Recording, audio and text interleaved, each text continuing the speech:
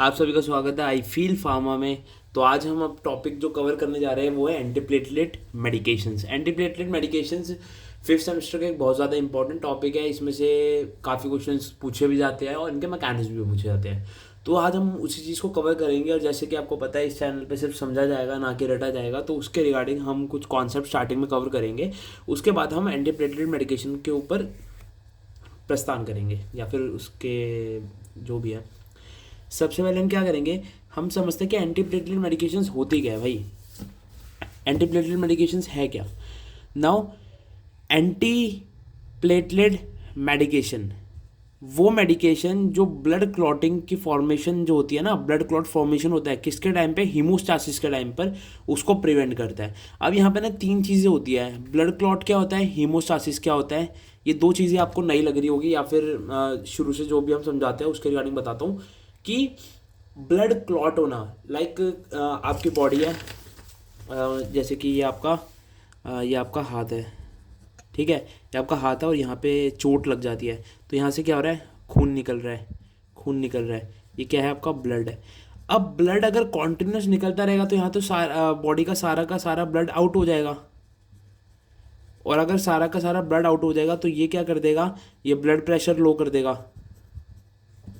अगर blood pressure low हो जाएगा तो मे बी डेथ भी हो सकती है, अगर ज़्यादा ही ब्लड लॉस हो जाएगा और ज़्यादा ब्लड प्रेशर लो हो जाएगा तो।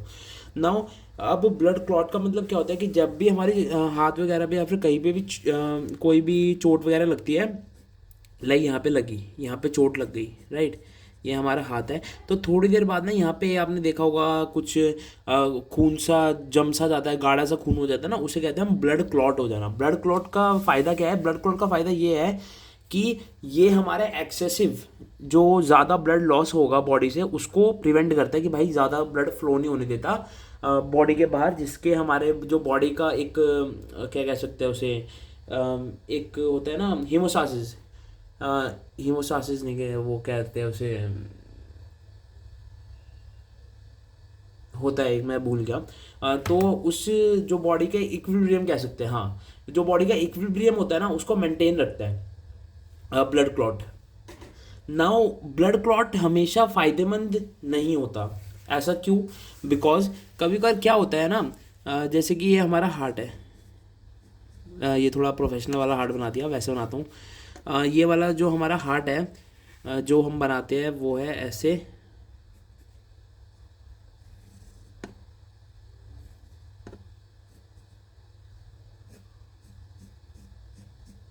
ठीक है, ये हमारा हार्ट है।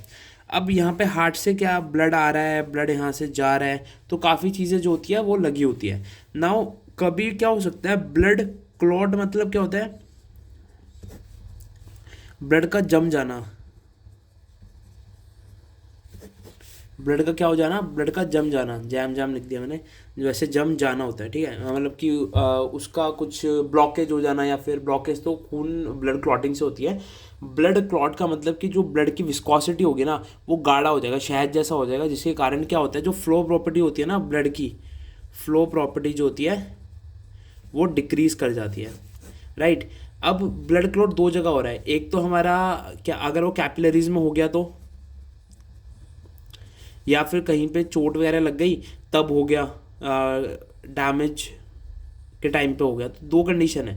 अगर यहाँ पे ये बीच में कहीं पे कैपिलरी वगैरह में हो जाएगा तो यहाँ पे ब्लड का जो फ्लो होगा ना, जो खून वहाँ से पास हो रहा है वो नहीं हो पाएगा। अगर नहीं हो पाएगा तो हार्ट पे अच्छा अमाउंट ऑफ ब्लड नहीं पहुँचेगा, और मे बी आगे जाके सेल की डेथ भी हो सकती है ब्लड कम पहुँचने के कारण।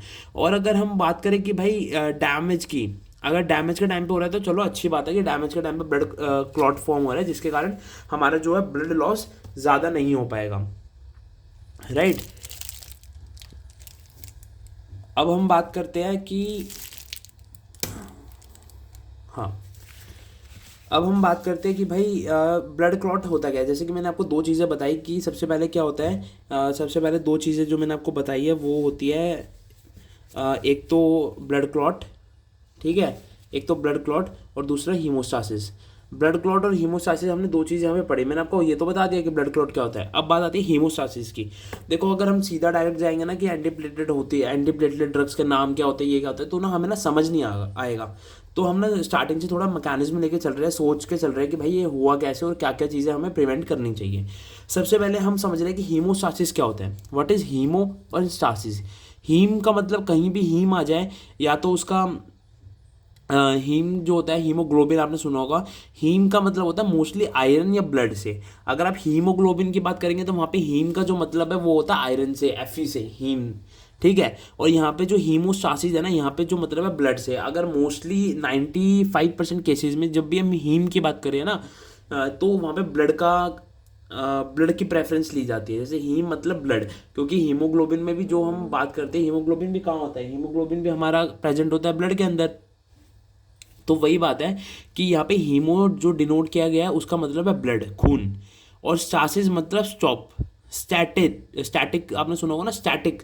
आपने 11th में पढ़ा होगा उसको, मोशंस को। मोशन में स्टैटिक मोशन होता है, काइनेटिक मोशन होता है। तो वही यहाँ पे स्टैटिक की बात हो रही है। स्टैटिक मतलब स्टॉप, रुका हुआ।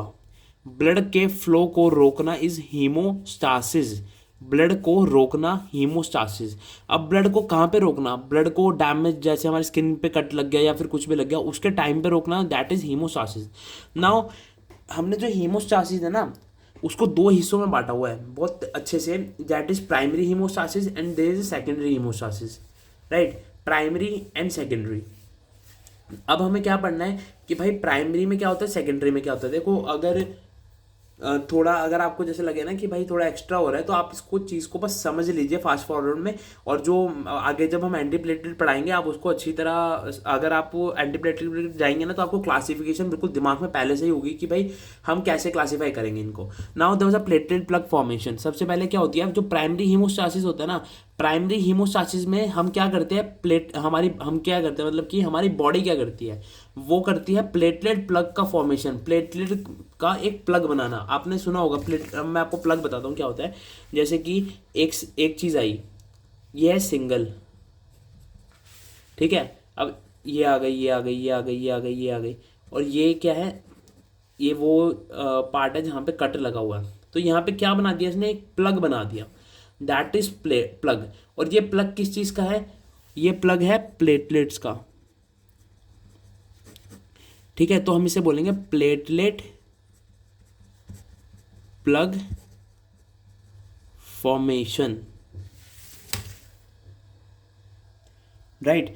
अब मैंने आपको बता दिया था कि प्लेटलेट प्लग फॉर्मेशन होती क्या है। नाउ प्लेटलेट प्लग बताया था, सॉरी, मैंने आपको प्लेटलेट प्लग बता दिया। अब हम बात कर रहे हैं, सबसे पहले एक बार शॉर्ट में दोबारा बताता हूँ कि हमारे पास क्या होता है। हमारे पास हीमोस्टासिस मतलब होता है, हीम मतलब ब्लड, स्टैटिस मतलब स्टॉप करना, ब्लड के फ्लो को स्टॉप करना। कहाँ पर, जहाँ पे भी कहीं पर डैमेज वगैरह हो गया हो बॉडी में। तो उसके कितने पार्ट होते हैं, उसके दो पार्ट होते हैं, that is primary hemostasis and there is a secondary hemostasis, right.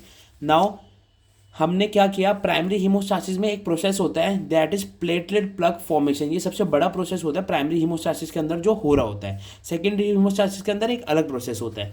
Now platelet plug formation का मतलब क्या है, मैंने आपको प्लेटलेट प्लग बता दिया कि प्लेटलेट प्लग क्या होता है। नाउ प्लेटलेट प्लग फॉर्मेशन होती कैसे है। सबसे पहले ना आज हम थोड़ा नोट्स से देख देख के चलेंगे। नाउ क्योंकि नोट्स से ना आपको अच्छी तरह समझ भी आ जाएगा, अगर बाद में अगर आप कभी रिवाइज भी करना चाहोगे तो भी। लाइक हम प्लेटलेट प्लग फॉर्मेशन को प्राइमरी हीमोस्टासिस भी कहते हैं। Now first step out of to attain haemostasis. हमें अगर हीमोस्टासिस करना है बॉडी के अंदर, तो पहला स्टेप होना बहुत ज़रूरी है। Now is how the body prevents blood loss when blood vessel is injured और ब्रोकन। ये क्वेश्चन पूछा गया है कि कैसे जो बॉडी है हमारी ब्लड के लॉस होने को, या फिर जब हमारी उसको ब्लड लॉस को प्रिवेंट करती है। जैसे कि हमारी बॉडी है, यहाँ पे कट लग गया, कट लगने के बाद ब्लड यहाँ से रिमूव हो रहा है, लेकिन हमारी बॉडी कैसे करेगी कि भाई ब्लड रुक जाओ, ब्लड को रोकेगी कैसे। तो वही पूछिए कि यहाँ पे ब्लड को रोके। Without haemostasis the minor injury would lead to a life threatening. आपको पता होगा हीमोफीलिया, हीमोफीलिया एक कंडीशन होती है जिसके अंदर ना क्या होता है, ब्लड क्लॉटिंग फैक्टर्स जो होते हैं थोड़े बहुत वो मिसिंग हो जाते हैं। मिसिंग होने के कारण अगर किसी इंसान को एक छोटा सा कट भी लगता है ना, तो उसमें से खून फ्लो करता रहता है, करता रहता है, वो बंद ही नहीं होता। आपने ये तो देखा होगा कि कभी कभार क्या होता है, जब हमारे यहाँ पे कट लग जाता है तो थोड़ा सा ब्लड फ्लो करता है, बट थोड़ी देर बाद वो बंद हो जाता है। तो यही चीज़ है। अब during primary haemostasis platelet come together और clump up together to form a plug around the site of injury. जैसे कि मैंने आपको बताया कि जो प्लेटलेट होती है जहाँ पे भी चोट लगती है ना, वहाँ पे आके डिपॉजिट होने लग जाती है, चिपकने लग जाती है। चिपकने जैसे कि ये है, ये वो ब्लड वेसल्स है, यहाँ पे डैमेज हुआ है तो प्लेटलेट जो फ्लो कर रही है ना ब्लड के अंदर, वो आएगी यहाँ पर, यहाँ पर, यहाँ पर, यहाँ पर, और डिपॉजिट होना शुरू कर देगी। डिपॉजिट होने के कारण क्या होगा, ब्लड जो है बाहर जाना प्रिवेंट हो जाएगा। Now then in the second stage there was secondary hemostasis, platelet plug is reinforced by the protein mesh made by the fibrin। पहले वाले प्राइमरी हीमोस्टासिस में क्या हो रहा है, प्राइमरी हीमोस्टासिस में हो रहा है भाई कि प्लेटलेट का प्लग बन रहा है, राइट। सेकेंडरी हीमोस्टासिस में क्या हो रहा है, सेकेंडरी हीमोस्टासिस में एक चीज़ हो रही है, वो हो रही है कि जो प्लेटलेट का प्लग बन रहा है ना, उसको रीइंफोर्स करना। रीइंफोर्स का मतलब क्या होता है, मान लो यहाँ पे एक इंसान खड़ा है, ठीक है, यहाँ पे एक और इंसान आ गया, यहाँ पे एक और इंसान आ गया, यहाँ पे एक और इंसान आ गया, यहाँ पे एक और इंसान आ गया। ये 1 2 3 4 5 इंसान यहाँ पे खड़े हैं। तो आगे से मान लो कोई पानी मार रहा है या फिर कोई इनको धक्का दे रहा है, तो ये खड़े हैं कि भाई नहीं, हम नहीं जाने देंगे, हम यहाँ से अंदर या फिर यहाँ से बाहर इनको नहीं जाने देंगे। लेकिन क्या होगा, कभी का ना कभी तो भाई ये भी थकेंगे, इनको भी सपोर्ट की ज़रूरत होगी। तो इनको जो सपोर्ट चाहिए ना, वो देने कौन आएगा, और फाइबर्स आएगी। मान लो हमने इनको और लोग आ गए या फिर और फाइबर आ गई, जैसे हमने इनको बांध दिया, हमने इनको बांध दिया, किससे बांध दिया, रस्सी से बांध दिया, जिसके कारण रस्सी बांधने से क्या हो गया, इनका एक मैश बन गया, जिससे इनको और ज़्यादा फोर्स रीइंफोर्समेंट मिली, जिससे कि ये जो चीज़ें हैं पानी वानी, इन पानी या फिर कुछ भी इनको फ्लो होने से प्रिवेंट कर रही है या फिर इनको अंदर आने नहीं दे रही। तो वही है कि अगर जैसे प्लेटलेट हमारी लग तो गई एक बारी, जहाँ पे चोट लगी वहाँ पे प्लेटलेट आके जम तो गई, और प्लेटलेट आके जमने के बाद यहाँ पे क्या हुआ, फाइबर्स ने इसको कवर कर लिया। फाइबर्स के कवर होने से क्या हुआ, फाइबर्स के कवर होने से क्या हुआ, इनको एक सपोर्ट मिला। जैसे कि हम करते हैं ना कि कभी भी अगर कोई चीज़ हमने पत्थर वत्थर लगाया है कहीं पर, और पत्थर के बाद हम जैसे ईंट होती है, हमने अगर मान लो आप ईंट है, कोई घर बना रहे हो, ठीक है, वहाँ पे ईंटें लगा दी बस आपने। ईंटें लगाने के बाद क्या होगा, वो थोड़े दिन तक तो चलो कोई बात नहीं भाई, थोड़ा सा फोर्स लग रहा है वो संभाल रही है, लेकिन अगर ज़्यादा फोर्स लगेगा क्या होगा, ईंटें गिर जाएगी।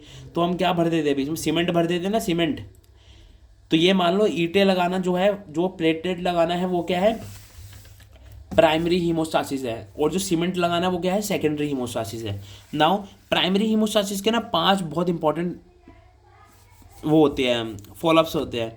क्या होता है, सबसे पहले ये मेथड तो क्या कहूँ, इनका ना एक प्रोसीजर है। सबसे पहले क्या होगा, एंडोथेलियल इंजरी होगी, स्टेप बाय स्टेप है, एंडोथेलियल इंजरी, फिर एक्सपोजर, फिर एडिशन, फिर एक्टिवेशन, फिर एग्रीगेशन। मैं आपको पाँचों के पाँचों बहुत तमीज़ से समझाता हूँ कि क्या होता है और क्या नहीं, आप इसको समझिएगा, मज़ा आएगा।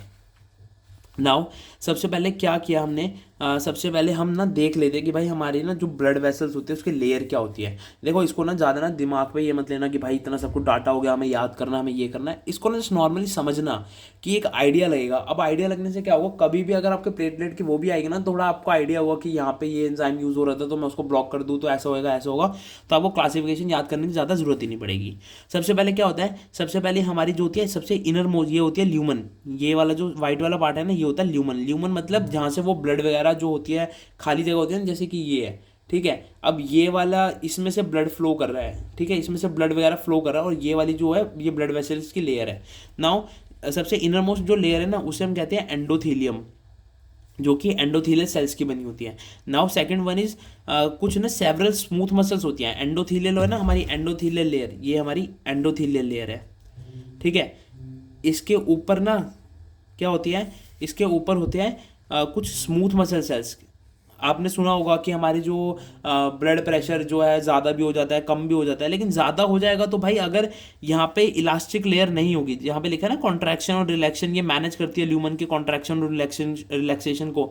हम कहते हैं कि भाई हमने कोई ड्रग ली, वो वैसो कॉन्ट्रैक्शन हो गई, वैसो डायलेशन हो गई, तो वो जो करने का काम होता है ना, वो स्मूथ मसल्स का होता है, जो कि एंडोथेलियल के ऊपर होती है।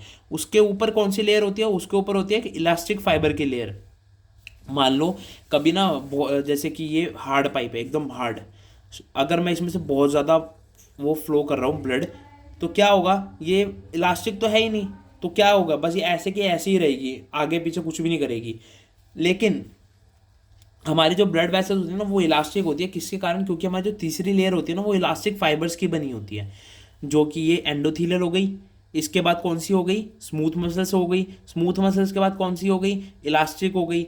हमने क्या किया भाई, एंडोथेलियल क्या है, ट्रांसफर के लिए कि भाई चलो कोई नहीं, जो भी सेल्स वेल्स को ट्रांसफर, जो भी चीज़ चाहिए ब्लड से मिलते रहे, तो हमने क्या लगा दिया, एंडोथेलियल लगा दिया। ठीक है भाई, अब हमें क्या करना है, हमें अपनी ब्लड वगैरह जो है ना उनका हमारी जो वेसल्स वगैरह उसका कॉन्ट्रैक्शन वगैरह भी दिखाना है, तो कॉन्ट्रैक्शन के लिए हमने कौन सी लगा दी, स्मूथ मसल लगा दी।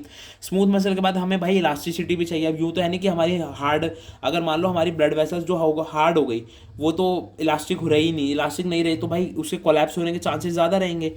तो हमने क्या किया, उसको इलास्टिक फाइबर्स के लिए वहाँ पे एक इलास्टिक फाइबर्स लगा दिए, इलास्टिसिटी के लिए इलास्टिक फाइबर्स लगा दिए। नाउ आउटर जो होती है ना, वो कनेक्टिव लेयर होती है जो कि एक अटैचमेंट प्रोवाइड करती है पूरी ब्लड वेसल्स को, तो वो यहाँ पे फोर्थ लेयर है। तो आप इसको जस्ट एक ओवरव्यू की तरह समझिएगा, और इसमें कुछ भी नहीं है। नाउ अब हम सबसे पहले हमारा जो स्टेप आता है ना, सबसे पहला जो हमारा स्टेप आता है वो आता है हमारा, ओके, हमारा जो सबसे पहला स्टेप आता है वो है first thing that happen when knife cut your finger in the endothelium. अब मैं ना स्टेप टू स्टेप आपको समझाता हूँ कि भाई हुआ क्या, एकदम इजीली समझेंगे कि हुआ क्या। ये देखिए इसमें क्या हुआ, ये हमारा फिंगर है, ठीक है, इसको नाइफ से क्या हो गया, कट लग गया। ठीक है, first thing that happen when the knife cut your finger in is endothelial injury. अब क्या हुआ, हमने सबसे पहले नाम क्या पढ़ा था, एंडोथेलियल इंजरी, और हमारी सबसे इनर मोस्ट लेयर कौन सी होती है, एंडोथेलियल।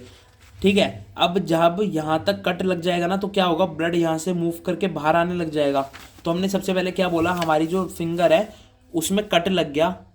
ठीक है, कट लग गया, कट लगने के कारण क्या हुआ, जो हमारी एंडोथेलियल लेयर थी, जो मैंने आपको पीछे लेयर्स पढ़वाई है, उनकी जो सबसे इनर मोस्ट लेयर थी एंडोथेलियल, वो कट हो जाती है। कट होने के कारण क्या होगा, जो अंदर ल्यूमन में जो ब्लड फ्लो हो रहा होगा वो बाहर मूव करेगा। Now due to this, nerve that attaches to endothelial cells and smooth muscle cells triggers a reflex of contraction of smooth muscles near the injury site called vascular spasm. This makes vessels more narrow, that is decrease blood flow or ultimately decrease blood loss or damage artery. Endothelial cell hormonally secrete nitric oxide and prostaglandin into the blood, which cause nearby smooth muscles to relax. Where there is an endothelial injury, source secretion of soda and or prostaglandin decrease and endothelial secrete a protein. देखिए क्या हुआ, जैसे ही हमारा क्या हुआ, cut लग गया, cut लगने के बाद क्या हुआ, जो हमारी एंडोथेलियल सेल्स है और जो स्मूथ मसल सेल्स है ना, यहाँ पे दो है। सबसे इनर मोस्ट कौन थी, एंडोथेलियल सेल्स थे, उसके बाद कौन से थे, स्मूथ मसल सेल्स थे। दोनों क्या करते हैं, एक रिफ्लेक्स, एक जैसे कट लग गया ना तो एक मैसेज सेंड करते हैं, जिसके कारण क्या होता है, हमारी जो ब्लड वेसल्स है जो कट हुई है वो कॉन्ट्रैक्ट हो जाती है। ठीक है, अब कॉन्ट्रैक्ट होने से क्या होगा, आपने वो तो पढ़े होगा, PV इक्वल्स टू NRT। ये थोड़ी ज़्यादा साइंटिफिक हो जाएगा, लेकिन क्या होता है, प्रेशर जो होता है ना वॉल्यूम के इन्वर्स होता है। जितना ज़्यादा प्रेशर होगा उतनी कम वॉल्यूम होगी उस एरिया की। वॉल्यूम उस एरिया के मतलब कि जो कैविटी होगी ना, उसकी वॉल्यूम जितनी ज़्यादा होगी उतना ही उसका प्रेशर कम होगा। तो हम वैसे ही क्या करेंगे, हमने क्या किया, हमने ब्लड की वॉल्यूम कम करने के लिए उस जो ब्लड वेसल्स थे ना उसको कॉन्ट्रैक्ट कर दिया। कॉन्ट्रैक्ट करने से क्या हुआ, वॉल्यूम कम हो गई। वॉल्यूम कम होने के कारण क्या हो गया, प्रेशर ज़्यादा हो गया।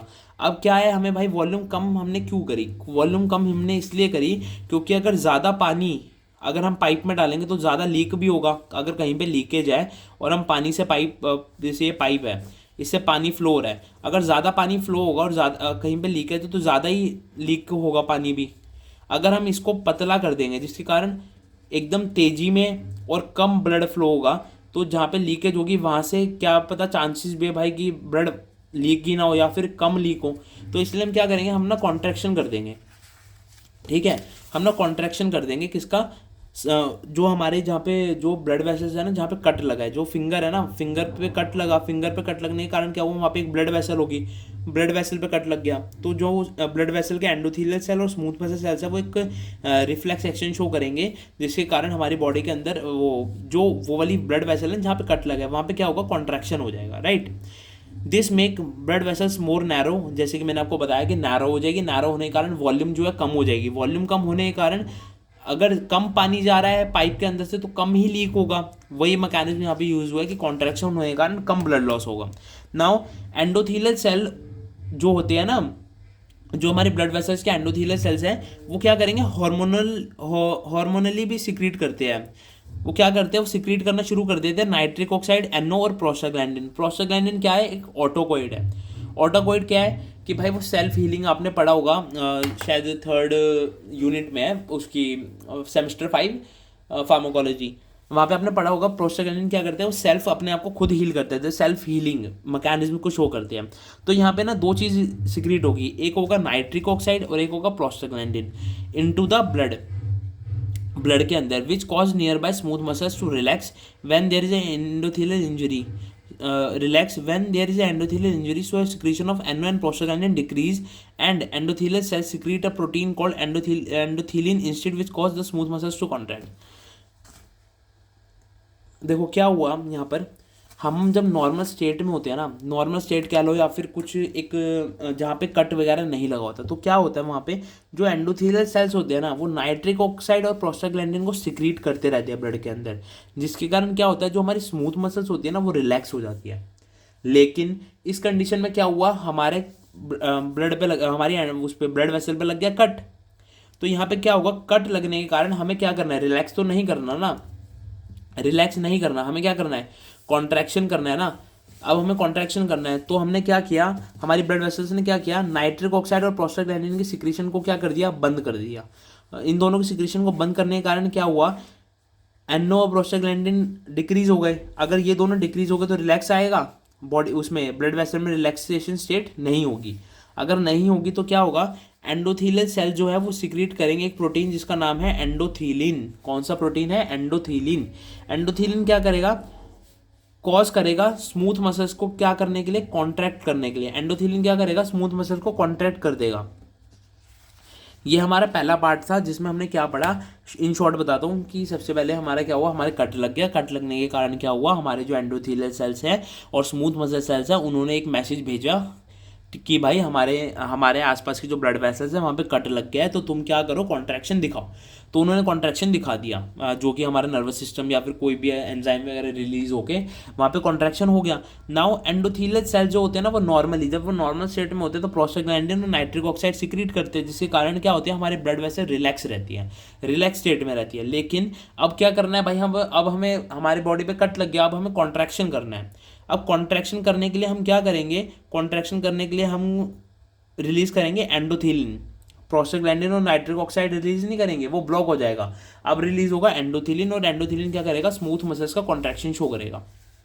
पहला हो गया जो कि था एंडोथेलियल इंजरी, एंडोथेलियल हमारी इंजरी हो गई। अब बात आती है एक्सपोजर की।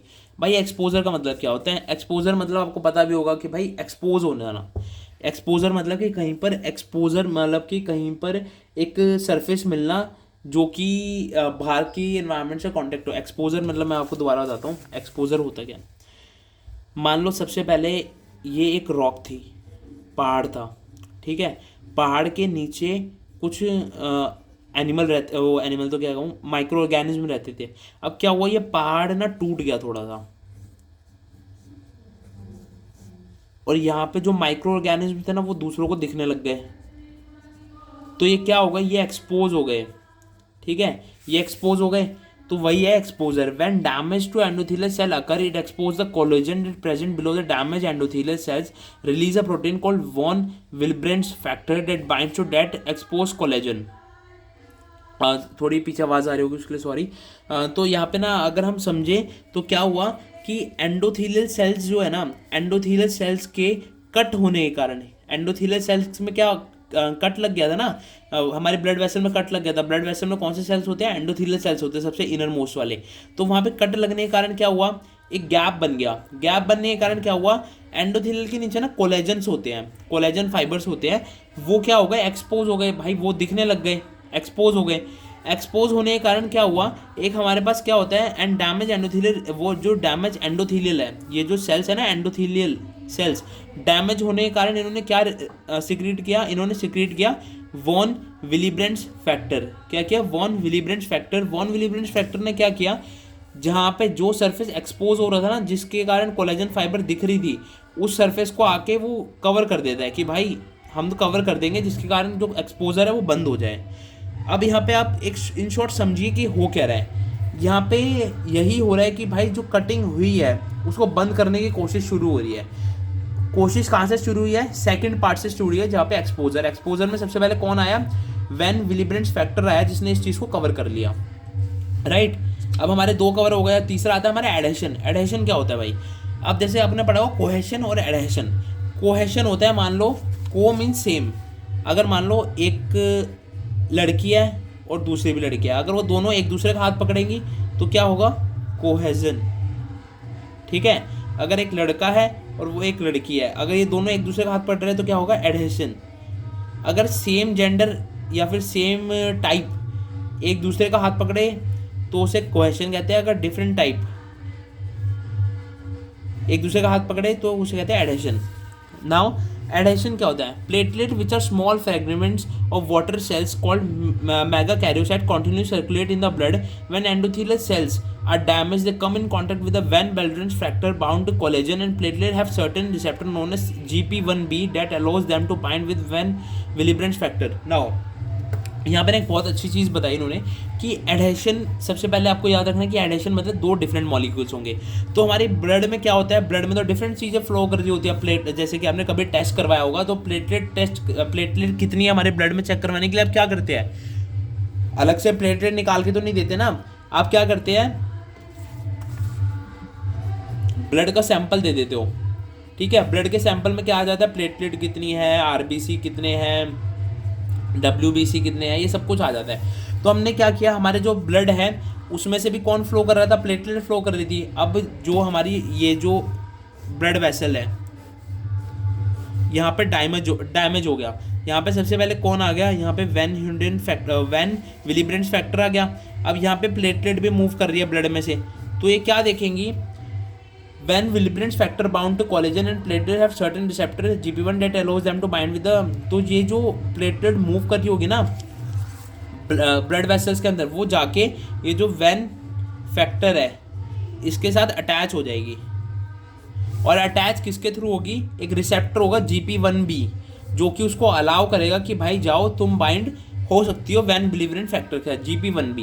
नाउ हमारे 3 स्टेप हो गए। अब फोर्थ है एक्टिवेशन, कि भाई एक्टिवेशन होगा क्या? Bye binding platelets gate activated and do few things. जो हमारी प्लेटलेट्स बाइंड हुई है ना, अब GP1B के थ्रू हमारी जो प्लेटलेट्स है ये बाइंड हो गई। इनकी बाइंडिंग क्या करती है? जो प्लेटलेट्स है ना इनको एक्टिवेट कर देगी। वैन विलिब्रेंट फैक्टर और प्लेटलेट ये दोनों जब ऐड होंगे ना तो ये क्या कर देंगे? एक्टिवेशन कर देंगे, ठीक है। किसका? प्लेटलेट का। अब ये एक्टिवेशन होगा। Firstly platelet change its shape and its membrane from kind of tentacles like arm to grab another platelet. सबसे पहला स्टेप क्या होगा? प्लेटलेट्स, मान लो हम एक नॉर्मल शेप लेके चल रहे हैं सर्कुलर, अब प्लेटलेट्स कैसी शेप में चेंज हो जाएगी? प्लेटलेट्स चेंज हो जाएगी ऐसे,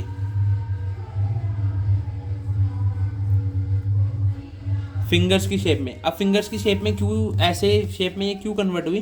क्योंकि अब मान लो इसके 1 2 3 4 5 6 7 8, इसके 8, पहले यहाँ पे क्या था? यहाँ पे सरफेस जो था कम था ग्रैब करने के लिए, लेकिन यहाँ पे कितनी फिंगर्स हो गई? 8 फिंगर हो गई। अब ये 8 नए मॉलिक्यूल्स को अपने साथ अटैच कर सकती है। तो सबसे पहले प्लेटलेट ने क्या किया? अपना जो स्ट्रक्चर है ना उसको चेंज कर लिया। Second thing is platelet release VWF and serotonin tiny molecule which attract more platelets to the area. तो क्या करेगी प्लेटलेट्स? क्या रिलीज करती है? 2 चीज़ करती है, एक वैन विलिब्रेंट फैक्टर को रिलीज करती है अपने अंदर से, और एक क्या करती है? सेरोटोनिन को। प्लेटलेट रिलीज करती है VWF और सेरोटोनिन, ये 2 चीज़ों को रिलीज करते हैं, जिसके कारण क्या होता है? और भी ज़्यादा जो आसपास के प्लेटलेट्स होती है वो जहाँ पे कट लगा है ना उस एरिया की तरफ बढ़ती चली आती है।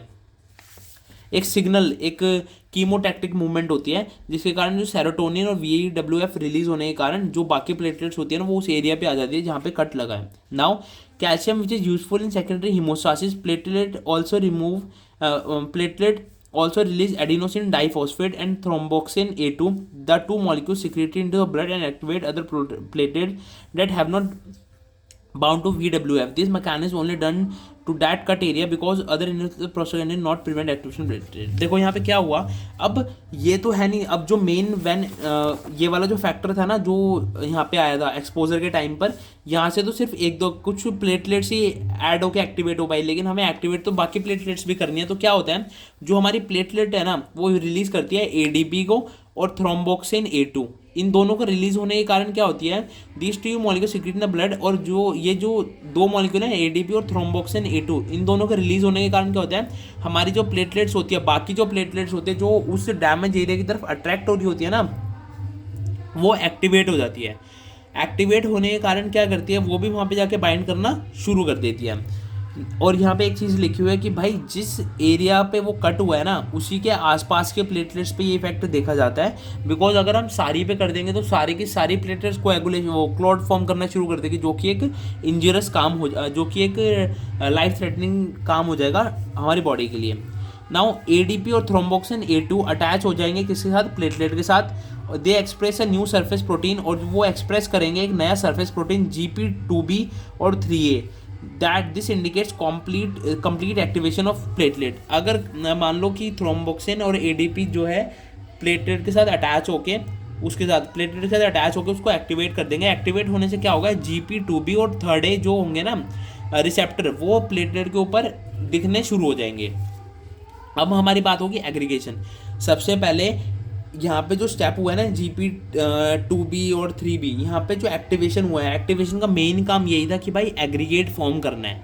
क्या होगा एग्रीगेशन में, ADP और थ्रोम्बोक्सिन क्या करेंगे, प्लेटलेट को एक्टिवेट कर देंगे, and cause platelet to stick to collagen और expose collagen and cause free floating platelet to express GP2B 3B। This receptor binds to fibrinogen, ठीक है, and links to platelet together.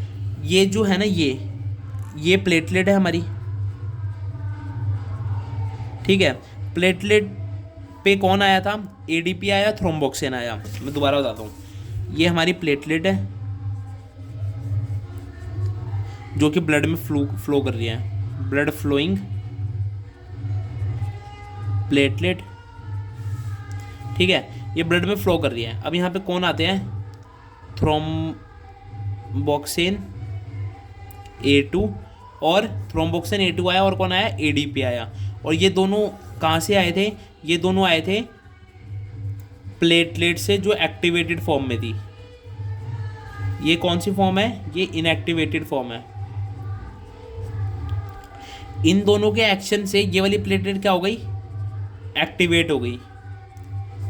Activate होने से क्या हुआ, ये वाली जो प्लेटलेट है ना,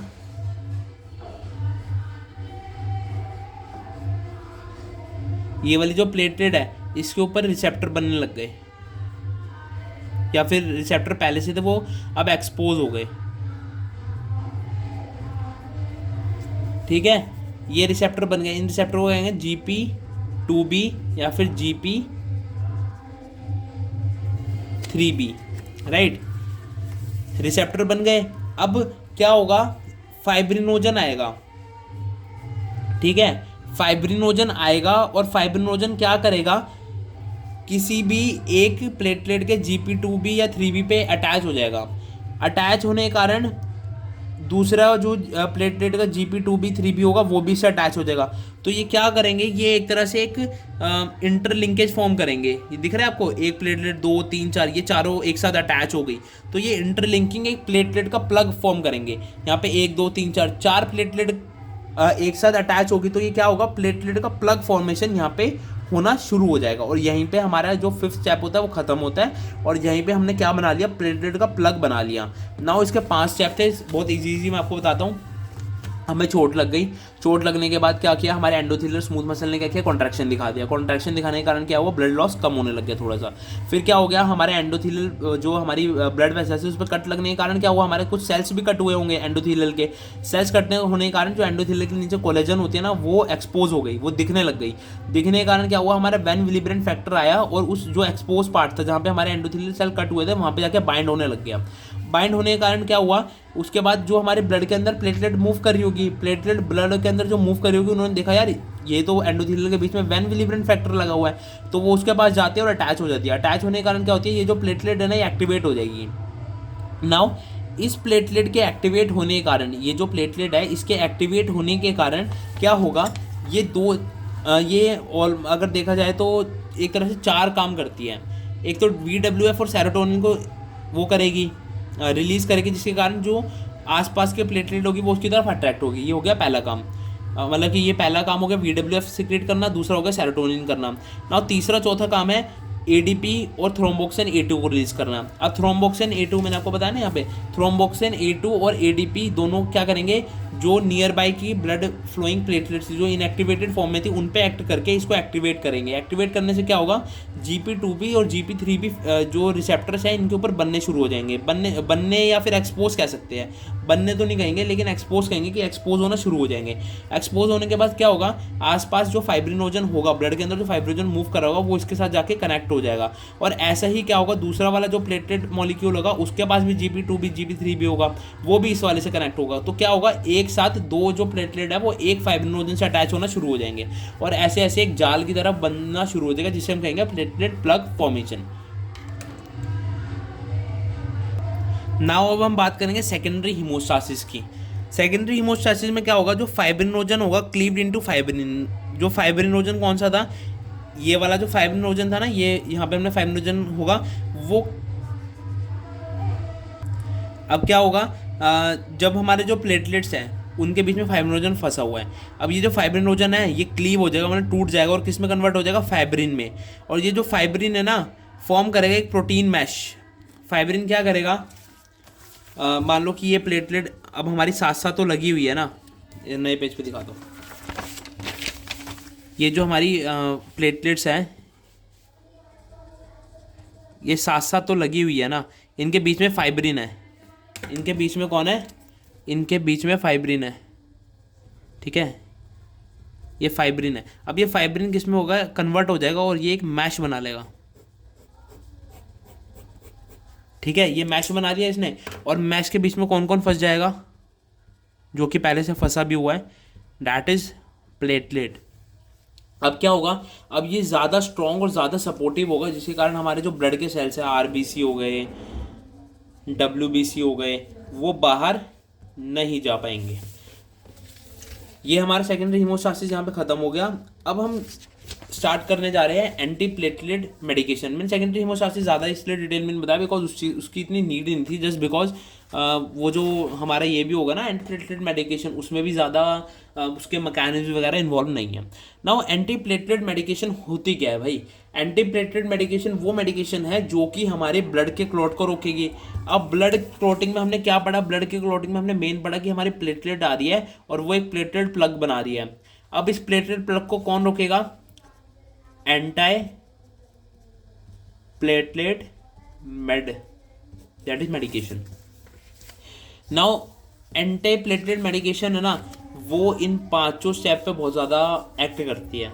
अगर मान लो कोई चीज़ हो रही है, एक चेन बन रही है उस चेन की, तो चेन तोड़ लो कि चेन तोड़ी नहीं पड़ेगी। अगर वो स्टेप रोकने हैं तो चेन कहीं से भी तोड़ दो, इस पे एक्ट कर लो, इस पे एक्ट कर लो, इस पे एक्ट कर लो, क्योंकि अगर किसी भी एक पे एक्ट होगा तो आगे की चेन ऑब्वियस सी बात है वो रुकी जाएगी।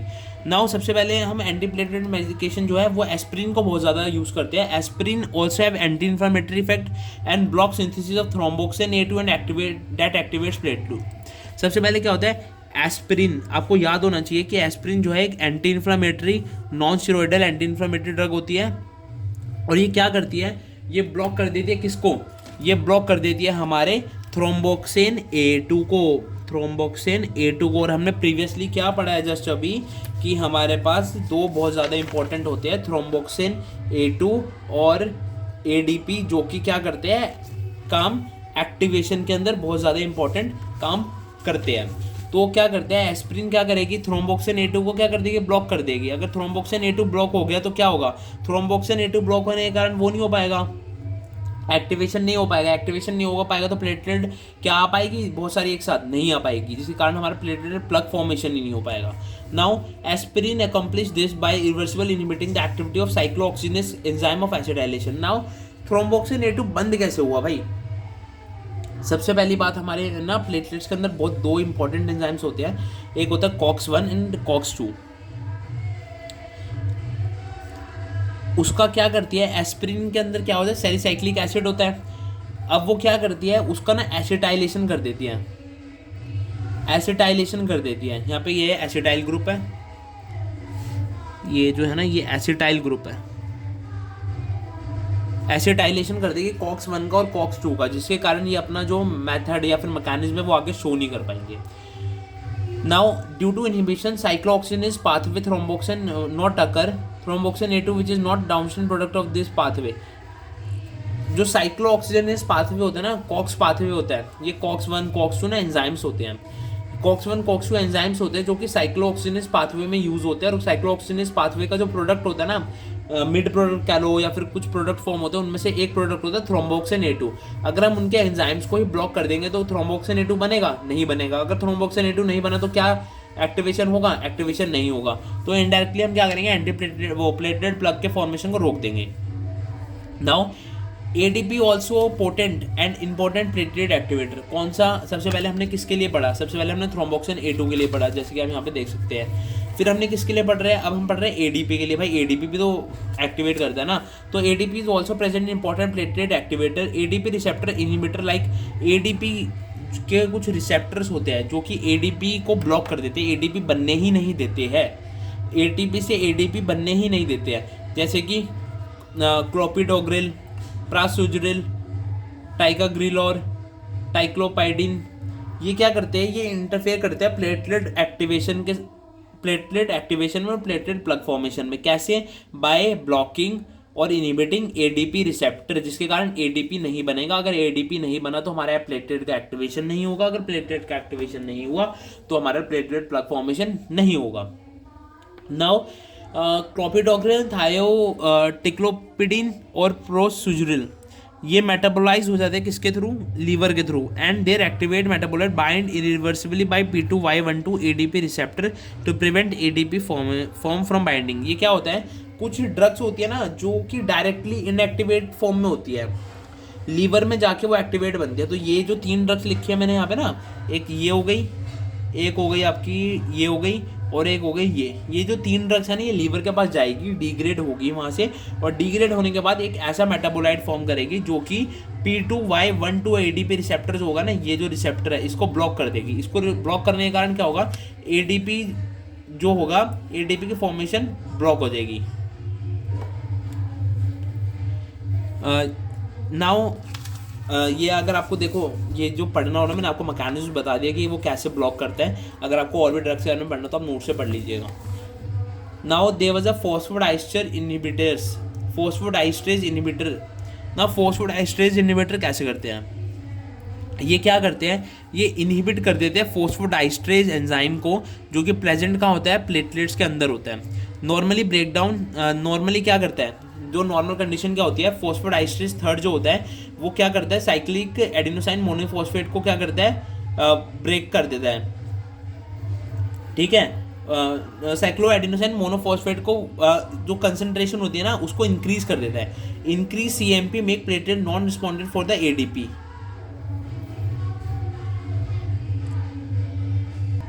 जैसे कि मैंने आपको बताया ना कि फॉस्फोडाइस्ट्रेज अगर नॉर्मल स्टेट में, जैसे कि हमने यहाँ पे फॉस्फोडाइस्ट्रेज इनहिबिटर नहीं लिए, तो क्या होगा? फॉस्फोडाइस्ट्रेज जो होगा ना वो ब्रेक कर देगा CMP को।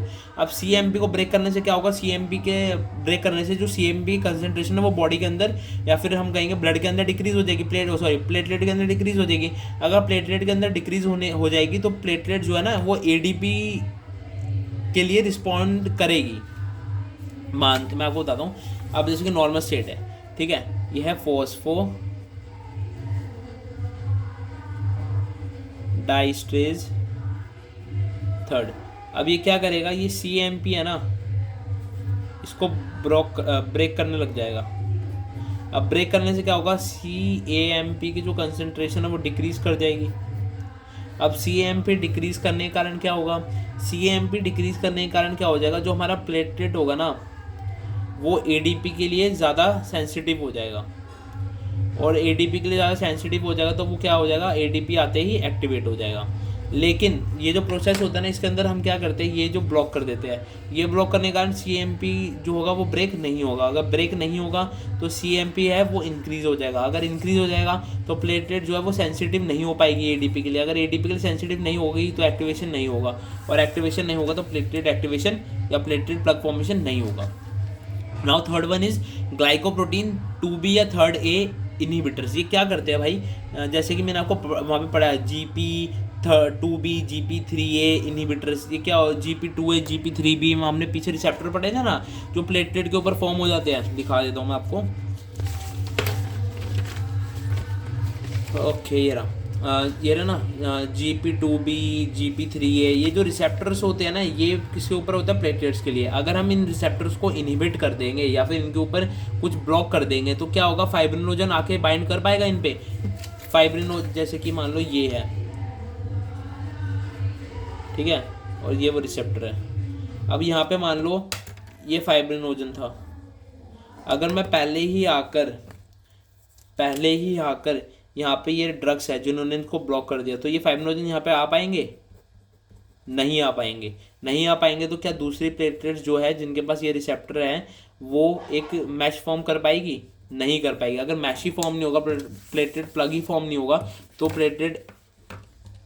ब्लड क्लॉटिंग क्या हो जाएगी? प्रिवेंट हो जाएगी। तो हमने यही मैकेनिज्म यहाँ पे यूज़ किया। तो हमने यहाँ पे ना 4 चीज़ें पढ़ी।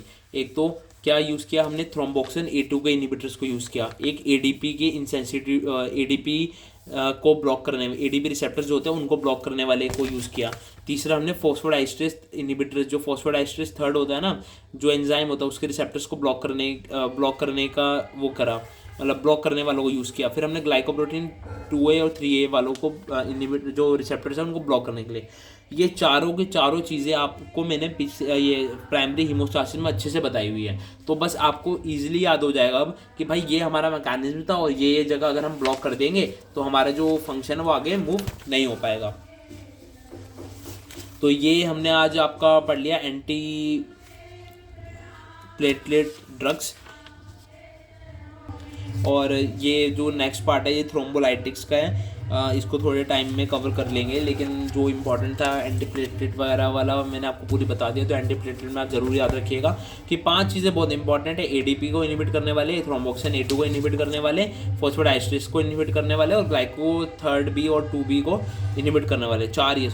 इन चारों को जो ब्लॉक करते हैं ये बहुत ज़्यादा इंपॉर्टेंट। तो आप इन चीज़ों को जरूर याद रखिएगा। पूरा मैकेनिज्म मैंने आपको बता दिया है। उसी के रिगार्डिंग अगर आपको कोई भी डाउट वगैरह होता है तो कमेंट सेक्शन में ज़रूर पूछे, आपको आंसर कुछ ही देर में ज़रूर मिल जाएगा। धन्यवाद। आई फील फार्मा में क्लास लेने का शुक्रिया।